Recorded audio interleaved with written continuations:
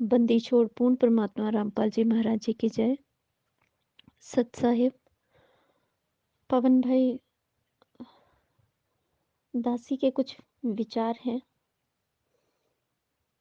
दासी कहना चाहती है परमात्मा की दया अनुसार कि जब हम उम, पर मालिक ने दया की थी और नाम उपदेश मालिक ने दिया, अपने चरणों में मुझ नीच को लिया, तो उस समय अ, शुरू-शुरू में तो नहीं आभास था, जानकारी इतनी नहीं थी, लेकिन कुछ कर्म, पिछले कर्म संस्कार और कुछ मालिक ने असीम दया करके ये कृपा करी थी कि 1 महीने के अंदर ही सारे भेद परमात्मा ने स्वयं खोल के रख दिए थे। जिसमें सबसे बड़ा भेद परमात्मा ने स्वयं ये बता दिया था कि गुरु और गोविंद में कोई भेद नहीं है। यही हमारे गुरु हैं, यही हमारे गोविंद हैं, अर्थात यही गुरु की भूमिका में पूर्ण परमात्मा हमारे सामने है। उसी समय से परमात्मा ने और दया की और हम नीचों को, मुझ नीच को परमात्मा ने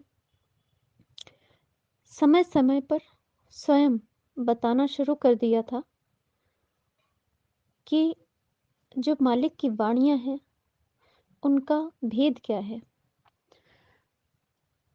ऑटोमेटिकली जो भी मालिक की वाणी आती थी, क्योंकि परमात्मा ने ये बता दिया था बहुत जल्दी, बहुत समय पर कि वो भगवान है और इस समय गुरु रूप में हमारे समक्ष हैं। तो जब ये पहचान मालिक ने करा दी थी, तो जैसे ही वाणियाँ मालिक के सामने आती थी, तो वो रिलेट हो जाया करती थी परमात्मा से। तो पुरानी वैसे भी हमारी रीत अनुसार हमारी आदत है कि हम भगवान को आदरणीय तरीके से ही लेते हैं ना, उनको उतना ही रिस्पेक्ट, रिगार्ड उनको देते हैं, डिवोशन होता है हमारा। तो हमारे जो फीलिंग्स हैं, हमारे जो भाव हैं, वो उसी तरीके से आते हैं। तो परमात्मा के लिए भी ऐसा ही होता था कि गुरुजी की वाणियाँ जब हम सुनते थे तो ऑटोमेटिकली क्या है, पता होता था कि यहाँ पर हमारी क्या भूमिका बनती है एक भक्त होने के नाते, उनके बच्चे होने के नाते।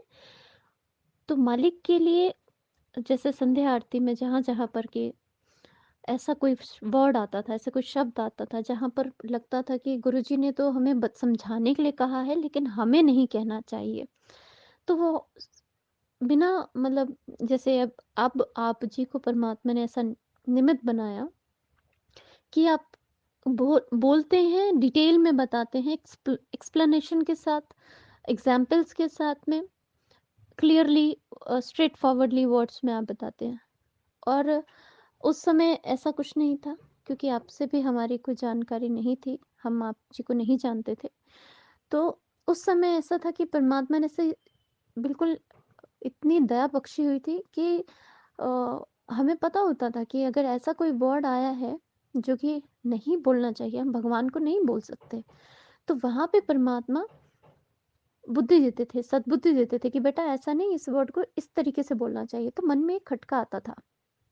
जैसे संध्या आरती में गुरुजी का नाम आता है, तो दास आता है, गुरुजी के नाम के आगे पीछे जहाँ भी दास आता है, तो वहाँ पे लगता था नहीं, ये गलत है, हम नहीं बोल सकते दास। परमात्मा अपने आप को जो मर्जी कहें, लेकिन हमारा क्या बनता है, फ्रॉम आवर साइड हमारी क्या रिस्पॉन्सिबिलिटी बनती है कि हमारा क्या बनता है, हमें किस तरीके से लेना चाहिए, बोलना चाहिए। तो ये शिक्षा परमात्मा ने शुरू से दे दी थी, क्योंकि भेद बता दिया था उन्होंने, क्लियर बता दिया था कि वो भगवान है। तो हम लोग शुरू से ही हम नहीं उन वर्ड्स को यूज़ कर पाते थे। तो धीरे-धीरे जैसे-जैसे वाणियाँ सुनते गए, आरती भी, और जब ये भोग की आरती करते थे, भोग की आरती हमने सुनी, हमने वो भी करना शुरू किया, भोग लगाना गुरुजी को शुरू किया घर पे ही। तो भी ये जो आज आप जी बिल्कुल उन भक्त भाई-बहनों के लिए कि जहाँ कहीं किसी के मन में संशय हो या कहीं भी कुछ भी डाउट हो गुरु भगवान को लेके, तो हो सकता है कि उनके लिए ये नई चीज़ हो या ये उनके लिए एक अलग एक्सपीरियंस हो या लीक से हट के मीन्स रेगुलरिटी में जो हम करते आ रहे हैं उससे हट कर के कुछ नया हो सकता है। लेकिन जहाँ तक हम हमारी बात है, हम नीचों की बात है, तो हम मालिक की दया से इन वर्ड्स को पहले से ही यूज़ नहीं करते, लाते नहीं हैं। जहाँ पर ऐसा लगता है कि रिगार्डफुल गुरुजी के लिए नहीं है, हमें नहीं बोलना चाहिए। जैसे अपने से बड़ों के लिए, छोटे बच्चों को पता होता है कि हमें अपशब्द ये जो है नहीं यूज़ करना है या कोई ऐसा हार्श वर्ड जो है हम नहीं यूज़ कर सकते। उसी के हिसाब से हम परमात्मा की वाणी में जहाँ भी कुछ ऐसा आता था, जैसे कि करुणता की बात आ जाती है या जैसे भोग की आरती में एंड में बोलते हैं कि परमात्मा की वाणी में मालिक बोलते हैं कि हम जैसे बरवाला यूज़ करते हैं ना, गुरुजी करोथा का भी यूज़ कर नाम ले लेते हैं या उसके अलावा किसी भी जगह का नाम लेते हैं। हम वहाँ पे बरवाला का ही नाम लेते हैं। क्यों? क्योंकि परमात्मा बरवाला में बैठते थे, हमें उसका पता है। और जब वहाँ गुरुजी सत्संग किया करते थे, तो उसी दौरान ही कुछ ऐसा समय था जब हम थोड़ा अटैच हुए या हमें पता लगा था कि संत रामपाल महाराज भी कोई संत हैं। तो हमारे लिए जो अटैचमेंट है वो उस जगह से है। और ये जब हम भगवान को भगवान समझ लेंगे तो दासी को लगता है कि उलझन कहीं नहीं है। फिर तो सब साफ-साफ है। रास्ता साफ है, वाणियाँ साफ है, समझ अपने आप परमात्मा देते हैं कि हमें कहाँ क्या बोलना है, क्या नहीं बोलना है। हाँ, बिल्कुल बखूबी आप जी के ऊपर परमात्मा ने जैसे दया की है, आप जी को प्रेरणा की है, बिल्कुल जैसे नित्य नियम संध्या आरती रामायणी में लिखित रूप से आती है। यूट्यूब पे अगर हम आरती निकालते हैं, तो उसी तरीके से ये बहुत अच्छा एक आइडिया रहेगा, क्योंकि आने वाली जो नई संगत है, उनको बना-बनाया सब कुछ मिलेगा। उन्हें इस तरीके से स्ट्रगल नहीं करना पड़ेगा, उन्हें बहुत दिमाग नहीं लगाना पड़ेगा, वो किसी के झांसे में नहीं आ पाएँगे कि किसी ने जैसा बोल दिया वैसा कर लो। उन्हें प्रैक्टिकली मिल चुकी होंगी चीज़ें, बनी-बनाई मिल चुकी होंगी। सब कुछ जैसे होता है ना कि एक रिसर्चर होता है, वो रिसर्च करता है, रिसर्च करने के बाद में वो निचोड़ निकालता है कि ये मेडिसिन इस तरीके से बनेगी, ये चीज़ें डाल के बनेंगी। तो वो फिर फैक्ट्रियाँ खुलती हैं और सिर्फ़ छपाई का काम शुरू होता है, बनने का काम शुरू होता है। एग्ज़ैक्टली वैसे ही हो जाएगा कि आप जी के द्वारा मालिक ने ये जो भोग की आरती है, ये प्रॉपर एक जो एक्चुअल में एक भगत को कहाँ-कहाँ, किस-किस वर्ड का कैसे-कैसे उपयोग करना चाहिए, उसमें भाव भी वैसा ही आएगा। जब हम उसी प्रकार, उसी शब्द का उपयोग उतने आदर के साथ करेंगे और सोच समझ के करेंगे, क्योंकि हम भगवान के लिए वो शब्दों का उपयोग कर रहे हैं। स्वयं परमात्मा अपने लिए कुछ भी कहें, पर हम तो सोच समझ के ही हमें बोलना चाहिए, क्योंकि वो आदरणीय, पूजनीय है, हमारे सब कुछ हैं। एक वो बहुत प्लस पॉइंट हो जाएगा लोगों के लिए, आने वाले संगत के लिए, और जो अभी नए-नए जुड़े हैं उनके लिए बहुत ईज़ हो जाएगा, ईज़ी हो जाएगा कि वाणी में कहाँ किस शब्द का उपयोग उचित है। ये प्रेरणा मालिक ने बहुत दया करी है। बट जब मैंने आपका ये वीडियो ऑडियो सुना पूरा, वीडियो देखा, लिंक ओपन करके जब मैंने ये देखा, तो मुझे कहीं भी अचरज नहीं लगा। मुझे लगा इट्स टोटली नॉर्मल। हम लोग नॉर्मली ये चीज़ें काफ़ी टाइम से, परमात्मा की दया से 4-5 साल से नॉर्मली हम तो ऑलरेडी यूज़्ड टू हैं, यही चीज़ें कर रहे हैं, तो इसमें किसी को झटका लग कैसे सकता है? झटका लगने वाली बात कैसे हो सकती है? तो हमने डिस्कस किया, विकास भगत जी ने और मैंने डिस्कस किया थोड़ा-सा, तो उन्होंने कहा कि ये बिल्कुल उनके लिए हो सकता है, जिनको लगता है कि गुरुजी ने एक सत्संग में कहा था कि परमात्मा की वाणी को, गरीबदास जी महाराज जी की वाणी को अगर कोई तोड़ नहीं सकता, मरोड़ नहीं सकता, उसकी सज़ा भी मिलती है। तो कइयों के दिमाग में ये भी थॉट प्रोसेस हो सकता है। तो थॉट प्रोसेस उनका चेंज होगा, बिल्कुल, क्योंकि हम यहाँ कहीं तोड़-मरोड़ नहीं रहे हैं, वो सब वैसा ही है।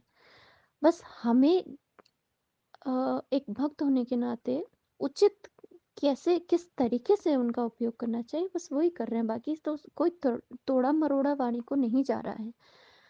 और परमात्मा इन चीज़ों से खुश ही होंगे, क्योंकि हम कोई गलत काम नहीं कर रहे हैं। कोई संदेह किसी के मन में उत्पन्न नहीं होना चाहिए, दासी के ऐसे विचार हैं। क्योंकि जितना ज़्यादा हम संशय करना शुरू करेंगे, जितना ज़्यादा क्वेश्चनिंग हमारी होगी, जितने हम डाउट्स करेंगे, उतना ही ज़्यादा कहीं न कहीं काल के झांसे में फँस सकते हैं हम। क्योंकि जितना दिमाग फालतू का दौड़ना शुरू होगा, ये ऐसा क्यों है, ये वैसा क्यों नहीं है, वैसा क्यों किया है, ऐसा क्यों नहीं किया है, ये गलत है, ये सही है, उतना हम फँसते जाते हैं। क्योंकि नेगेटिव थिंकर ह्यूमन जो है वो बहुत होता है। गलत सोच हमारी जो है वो बहुत ज़्यादा जाती है।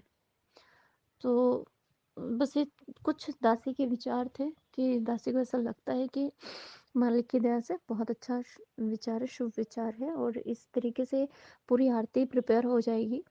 तो किसी को भी एक तो कभी भूलने का भी चांस नहीं होगा। आरती भी पूरे रूटीन में सही तरीके से होगी, तो एक ही आरती होगी फिर। कई बार क्या होता है कि भगत भाई-बहनों के मैसेज फ़ोन आते हैं कि भोग की आरती भेजिए, कोई 45 मिनट की है, कोई 40 मिनट की है, कोई 30 मिनट की है, कौन-सी वाली आरती करनी है? तो वो डाउट भी क्लियर हो जाएगा कि एक ही है वन ऑन वन, इतने मिनट की है, यही सिंगल जो है वो हमने भोग की आरती चलानी है। उसमें लिखित में भी आ रहा है और परमात्मा की फ़ोटो के साथ जैसे प्रॉपर आना चाहिए वैसे आरती आ रही है। तो दासी से कहने सुनने में कहीं कोई गलती हुई हो तो दासी क्षमा प्रार्थी है परमात्मा से, आप जियों से। सत्साहिब जय हो बंदी छोड़ के। सत्साई बहन जी, परमपिता परमेश्वर सतगुरु रामपाल जी भगवान ने बताया कि जिस प्रकार माँ के गर्भ से समय पूर्ण होने पे बच्चा बाहर आएगा ही आएगा, वो किसी के रोकने से रुक नहीं सकता है, और जो रोकने का प्रयास करेगा तो वो नुकसान कर बैठेगा। ठीक इसी प्रकार परमेश्वर ने इस कलयुग की पिछली पीढ़ी में इस ज्ञान आधार को आगे फैलाने के लिए जो समय निश्चित किया हुआ है और जिन जिन चीज़ों के लिए किया हुआ कि इस समय पे इस चीज़ को पूर्ण होना है, इस समय पे ये चीज़ संगत के सामने आनी है, इस समय इस चीज़ का भेद खुलना है, राज खुलना है, वो होगा ही होगा। और वो किन आत्माओं के माध्यम से होगा, कब होगा, वो भी परमेश्वर ने निमित्त किया हुआ है। तो ये काम चाहे आपके मार्फत हो, चाहे मुजदास के मार्फत हो, चाहे किसी अन्य भाई बहन के मार्फत हो, आप और हमारा तो इसमें रत्ती भर भी कोई योगदान या कोई परसेंटेज या कोई श्रेय तो अपन कह ही नहीं सकते, क्योंकि आज हम पूर्णतया उस परमेश्वर के विधान से धीरे धीरे परिचित होते जा रहे हैं। तो आप और हम सभी भगत भाई बहनों की तो केवल वही स्थिति है कि अल्लाह मेहरबान तो गधा पहलवान। इसके अलावा आप और हमारी कुछ भी औकात नहीं है, ना हम कुछ करने के, ना हम कुछ धरने के। भक्ति के विषय में भी परमात्मा कहते हैं कि तुम भक्ति भी नहीं कर सकते बच्चों, भक्ति भी परमात्मा ही करवाएगा। तो हमने तो केवल पूर्णतया गुरुदेव के द्वारा निर्देशित या आदेशित जो मर्यादाएं हैं उनको हमने फॉलो करना है, और जो भक्ति परमेश्वर ने दी है उसको हमने अपनी आत्मीयता के साथ में, अपने शुद्ध विचारों के साथ में हमने करते रहना है। बाकी काम परमेश्वर का है, वो किन आत्माओं को किस चीज़ के लिए निमित्त बनाते हैं। वो तो पत्थर को निमित्त बना देगा बहन, किसी जानवर को निमित्त बना देगा बहन। परमेश्वर को जरूरी नहीं कि इंसान को ही निमित्त बनाएगा। 650 साल पहले परमेश्वर ने भैंसाराम को निमित्त बना दिया वेद मंत्र बुलाने के लिए। तो आप और हम तो फिर भी इंसान हैं, परमेश्वर कुछ भी करवा सकता है। वो हमसे समर्थ होने के बावजूद भी हमसे वो करवा केवल इसलिए रहा है क्योंकि उसने कर्म हमारे बनाने हैं, बैटरी हमारी ये चार्ज करनी है सतलोक के लिए। वरना मालिक को तो किसी सेकंड पर्सन की या थर्ड पर्सन की आवश्यकता नहीं है, क्योंकि वो तो समर्थ है परमेश्वर, जिसने पूरी सृष्टि रची है। फिर और छोटे मोटे काम के लिए परमेश्वर किसको निमित्त बनाएगा? लेकिन वो निमित्त अपने बच्चों को सिर्फ और सिर्फ उनके अच्छे कर्म बनाने के लिए, ताकि ये यहाँ से पार हो सके, इनका भक्ति धन थोड़ा और जो है बढ़ सके। तो बस इतनी सी बात है। और अ, बस बाकी दया है परमपिता परमेश्वर जी की।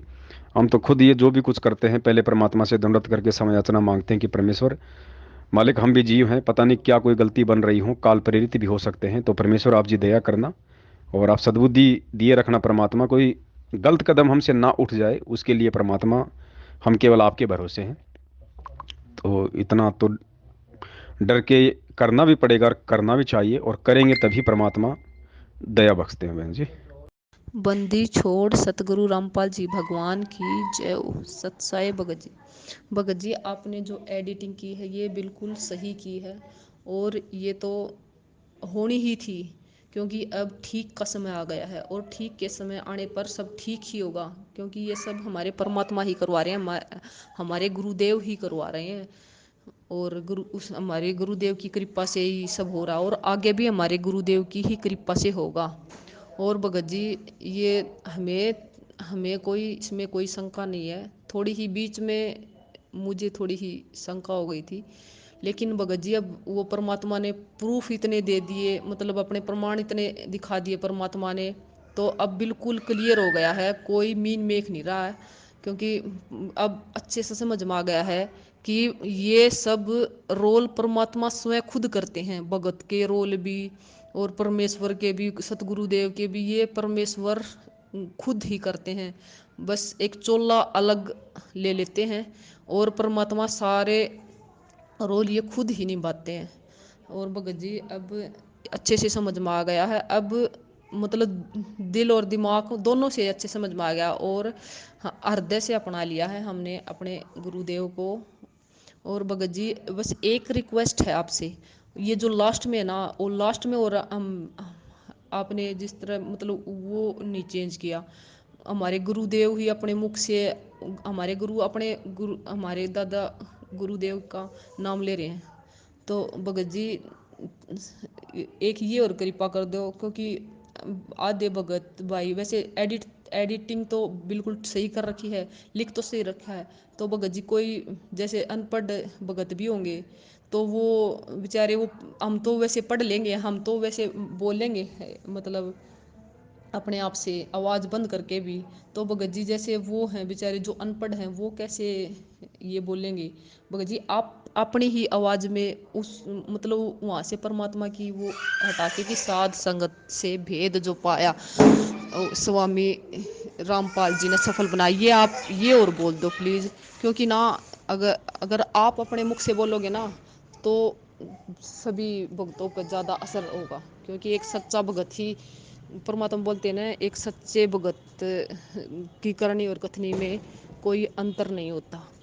भगत जी बस ये और बिल्कुल सब ठीक है, क्योंकि हमारे परमात्मा ये शब्द बोल रहे हैं लास्ट में, तो बिल्कुल अच्छा नहीं लगा, क्योंकि हम तो अपने परमात्मा का नाम लेंगे, हम तो वैसे ले लेंगे, तो लेकिन वो और जो अनपढ़ भगत वो कैसे लेंगे। भगत जी आप अपनी ही आवाज़ में बोल दो वो लास्ट वाली लाइनर की, साथ संगत से भेद जो पाया, परमेश्वर रामपाल जी ने सफल बनाया, या अपनी आवाज़ से बोल दो प्लीज़ भगत जी, ये और बोल दो, और सब ठीक है। सत साहेब।